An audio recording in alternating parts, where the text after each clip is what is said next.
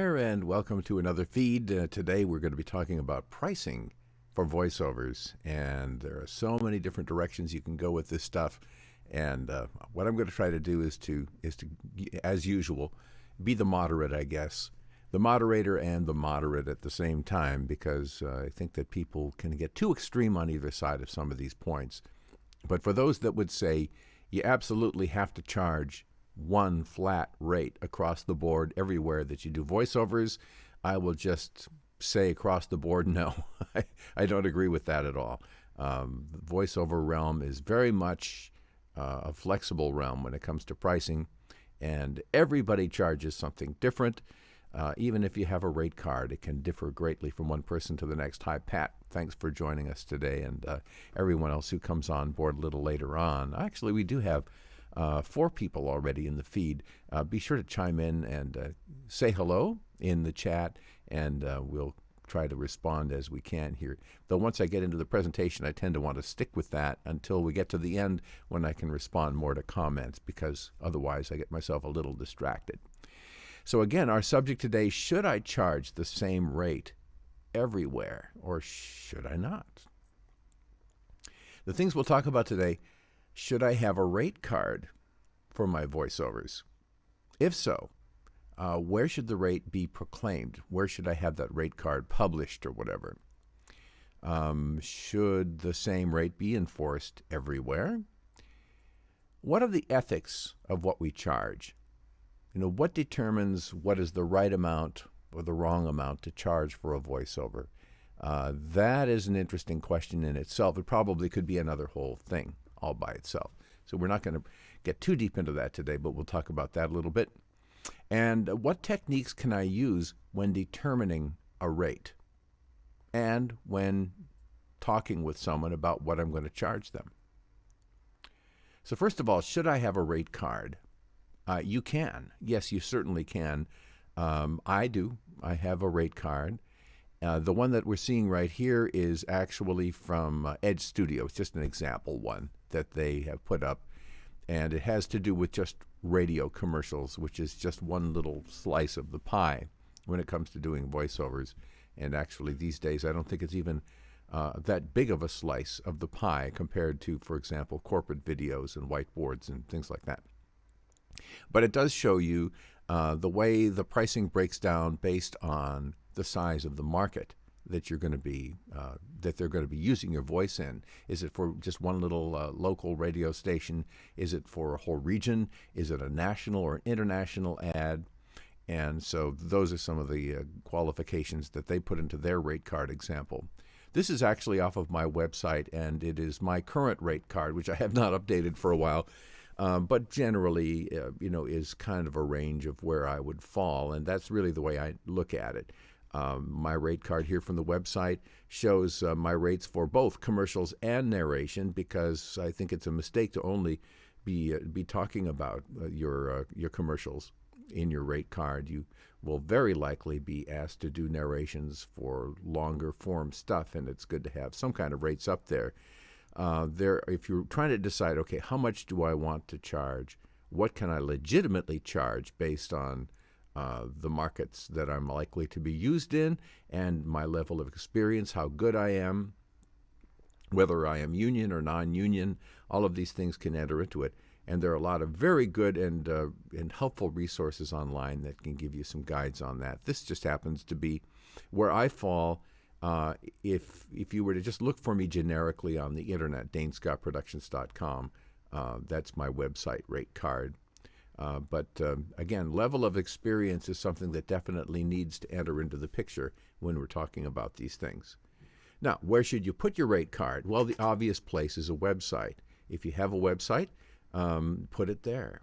A website requires that you have a web host, that you have a domain name. So there are expenses. If you're not someone skilled at creating a website and you're not inclined to go with some kind of a boilerplate type layout like you might find at a place like Wix, then you may have to hire someone to create your web page for you. These all cost money.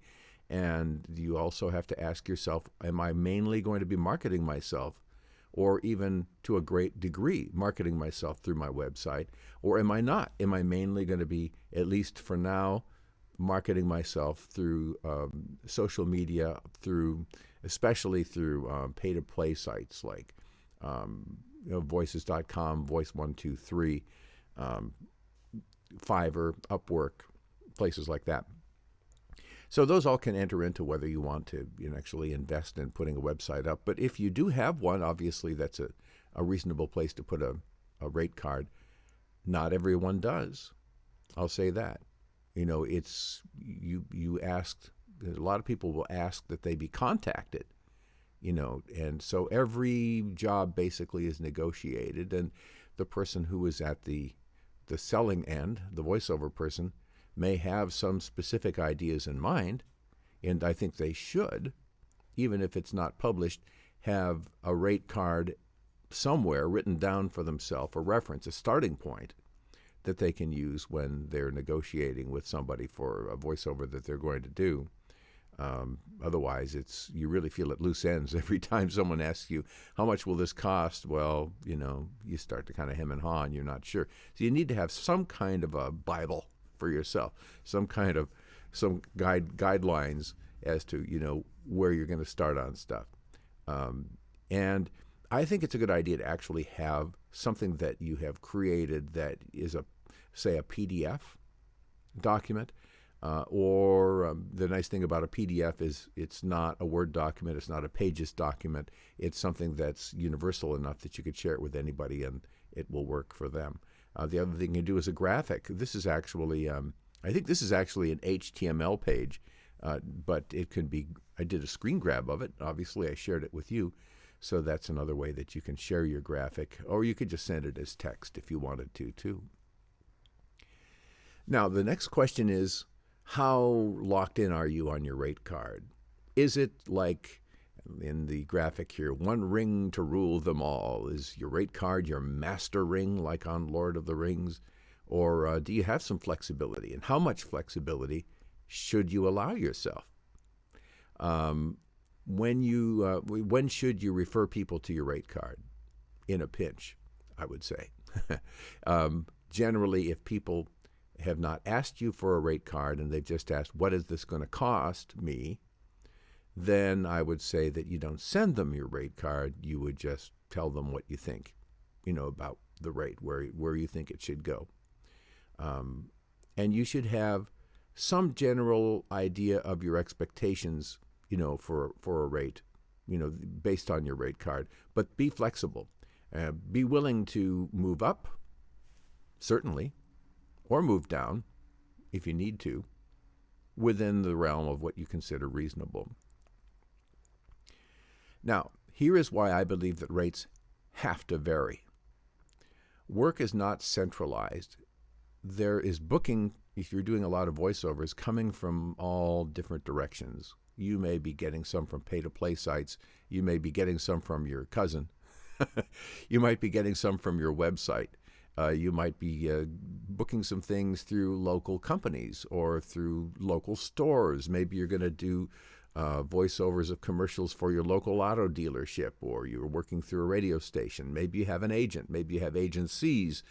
There are just so many different ways that you can be selling your stuff. And then even within, as we talk about the pay-to-play sites, each one of those has got a little different scheme as to how things should be priced based on, say, by the word count, by the hour, by the day rate, and by the project. And that can be wide open. Okay, how big of a project is it, and therefore, how much should I expect that I should charge based on how much time it's going to take and how much expertise it requires and how broadly it's going to be distributed.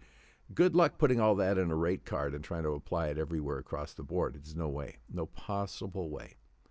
So we have agencies, we have agents. We have to consider what they are willing to accept for a fee. And that's going to vary from agent to agent and agency to agency. Then the clients themselves, their budgets may vary within each of those. There may be some clients that they have that if they've got the budget and they're willing to pay it for the right person. others who may need to skimp more, even working through the same agency. The agency may have some minimum values as to what they will expect from their clients for the ones that are going to do the voiceovers, but it can vary all over the place. And your quality as a voiceover person definitely comes into play too. And the interesting thing about that, for me, is that what is great to one person isn't so great to another. So some people will look at you and they'll go, wow, are they ever good? And other people will look at you, the same person, the same you, and go, yeah, I could probably work with them. So it becomes supply and demand at that point. If they say, okay, well, yeah, I could work with you, but we're going to have to, come to an agreement on rate. It may be that they are legitimately not that super impressed with you, but they think that you'd be okay for the job, but they're not going to give you premium price because they don't think that you're as good as maybe some others would be for the job. But maybe they're saying, for this one, we're willing to take this person if they'll do it for less rather than pay more for someone else because we just don't want to put as much budget into this job or whatever it is. So rates do have to vary. The one ring theory, not workable. You have to be flexible. You have to be able to accommodate others, not just to accommodate them, but also to benefit yourself. Because some people are going to say, okay, this is what I'm willing to pay. Others will not, and you'll have to tell them what you are willing to accept. And in a lot of cases, what people are willing to pay is higher than what you are expecting. And I'm going to talk about a technique for that, which has helped me a lot over the years. I'll never regret one particular move I made, and I'll tell you about that.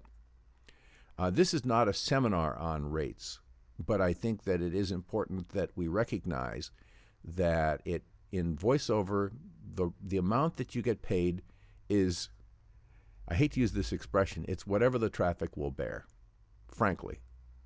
And that can vary even within a platform. Sometimes on Fiverr, I am paid more for things than other times on Fiverr, for example. And Fiverr is one of my primary income sources, so I'll say that straight up.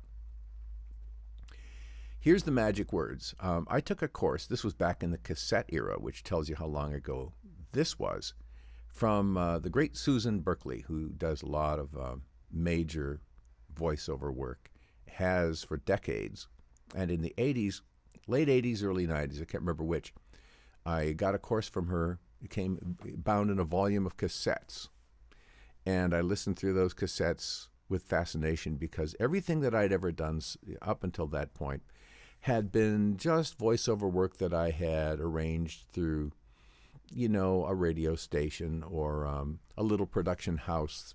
I remember traveling, 70 miles or something to do a voiceover for $25 at a production house in central Wisconsin. I was that anxious to do voiceovers at that time and later made more money at them, obviously.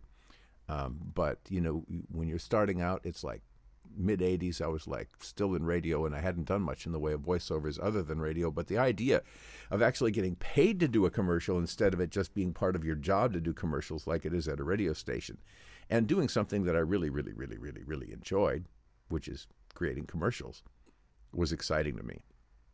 I had a point to all of this. Oh, yeah. So up until that point, everything that I'd done had been pretty much just little local things, and I took whatever they would pay. In Susan Berkeley's course, which I think at the time was called something like How to Make Big Bucks in Voiceovers, she covered a lot of good ground, and some of it would be dated now. But there's one magical phrase that I would recommend that you keep in the back of your mind, maybe write it down right now while we're talking together. If someone says, how much would you need for this, or what are your rates for a job like whatever it is? The answer is, well, I'm about right in line with everybody else. What's your budget for this one? What happens is you've just knocked the ball back across the net to them.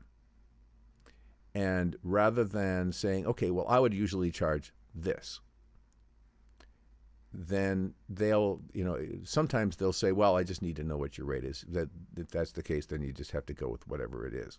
But more often than not, they'll say, well, they're kind of getting it at that point that this is someone that is going to expect to be paid something, reasonably well for this job, or reasonably good.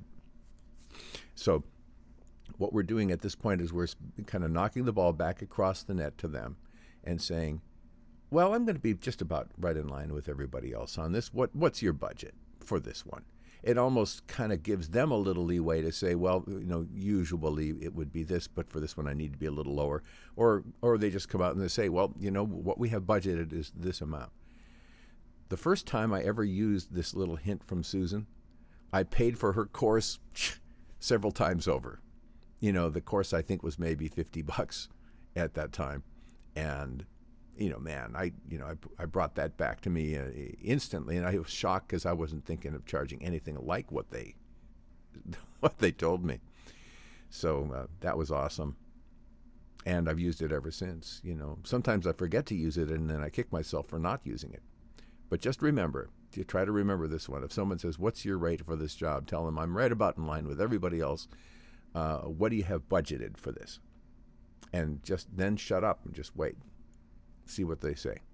Now, if what they answer with is below your expectations, maybe they've lowballed you. At that point, your answer could be, well, normally for a job like this, I'd be around such and such, based off of your rate card or whatever you've thought through on this in the past. Will that work for you? Okay, now you've just bid them back up from a little bit from what they had said. So at that point, they're going to say, all right, well, the guy's trying to be reasonable, and maybe they'll give you a counteroffer after that. But you're not going to be stuck with whatever they say they're willing to pay right away. If what they have is low, you're still giving yourself the opportunity to upsell it a little bit or to get the price up a little bit for you. So I would definitely recommend suggest to you that you try that technique. It's worked for me. It works for a lot of people. There's nothing that is mysterious about it. I think it's probably a technique that's been used for a long time. But in the voiceover realm, that particular phrase seems to be the phrase that pays when you're negotiating, and you can just take that to the bank with you if you'd like. Here is something else you can take to the bank, and that is that if you don't have a good demo, you are not going to get work. Just as simple as that. And so I created a really good primer for people on how to plan for, prep for, and create a good voiceover demo. And it's not a course that's going to take you the rest of your life to go through. It's relatively painless and quick, but we spend enough time on everything that I think that you get a really good taste for what needs to happen. And this is an accompaniment, or actually the Rate My Voiceover page, Facebook group, is an accompaniment to this course. That's the reason that we created that group in the first place. And a lot of you who are listening to this are in the group or are familiar with that group, Rate My Voiceover at Facebook. Okay, this is the course that was intended to be the kind of the originator of that. And the Rate My Voiceover is intended as a tool for you to use as an accompaniment to this course. I could have described all that a lot better, but you get the idea.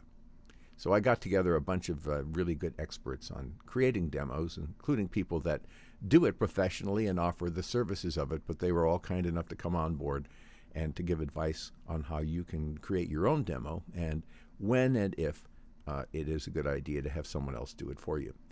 It's $75, the course. You can get it at there we go.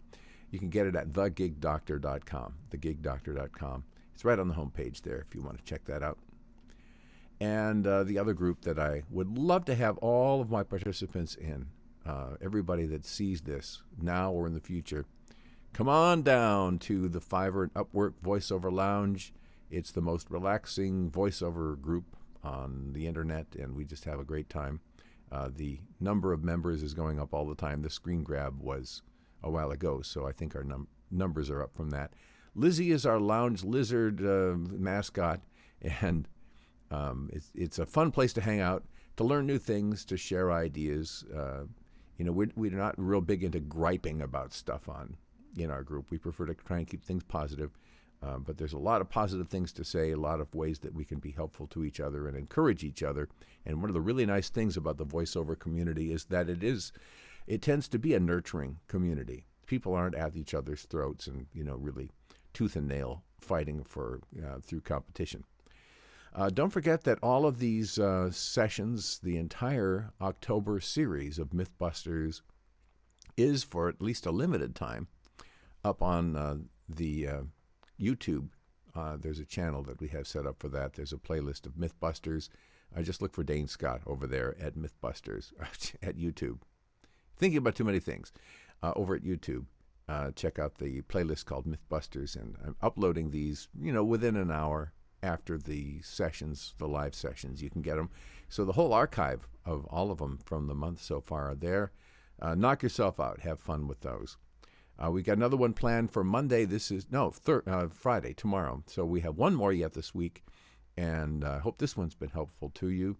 I invite you to stay tuned following the close as I get into everybody's comments and do a little schmoozing with the people in the chat. So thank you once again, and I'll catch you on Friday.